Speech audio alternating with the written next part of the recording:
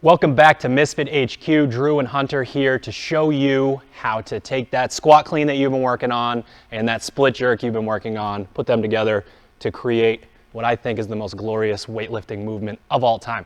So we got 3 tips for you today. Number 1 is prioritizing the angle of your torso in your clean by making sure you use your legs in the first pull. So Hunter's gonna go ahead and set up at the bar here. And we are going to make sure that, because again, we want to be able to dictate what's happening with the torso. That means we have to know what's happening at the shoulder and at the hip. If he is to drive through his feet and push his knees out in that first pull, he's going to be able to get his knees back out in front and his hips behind the bar. There you go. Good. Go ahead and put the bar down. We have so many movements within CrossFit where it is safe to have your butt be a little bit higher, your feet to be closer together. But when we are going into the heavy clean, especially when we have to go overhead afterwards, we need to use our legs just like a squatting movement in that first pull. Second thing we're going to talk about is maintaining a full grip on the barbell throughout the entire front squat so that we can go overhead afterwards. So Hunter's going to do a squat clean for me and hold the bar in the front rack at the top. What we are doing here is creating a closed system. We just talked about making sure that we are prioritizing torso angle. Because he is closed here, can you go ahead and wrap your thumb underneath the barbell?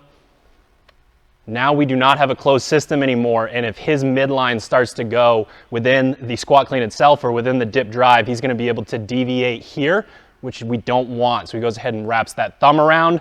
We can go ahead and wind those elbows in and keep that nice strong position up top. Go ahead and put the bar down. So again, we're gonna drive through those legs, and as we receive the barbell, we're gonna make sure we keep that thumb wrapped all the way around. We're gonna drive up through, prioritizing torso angle in that front squat. Now, last but not least, we obviously have to put the barbell overhead now. Hopefully we've set ourselves up really well to do so. The most common fault that we see within the clean and jerk is this big heave in the dip drive, and then we lose tension within the shoulder. And that can be as subtle as just sort of a bit of a drift of the elbows. And then we have other athletes who actually get their elbows behind the bar. If you've ever done this sort of thing where you've jumped backwards and pushed the bar away, that is probably what's happening here. So Hunter's gonna squat clean one more time.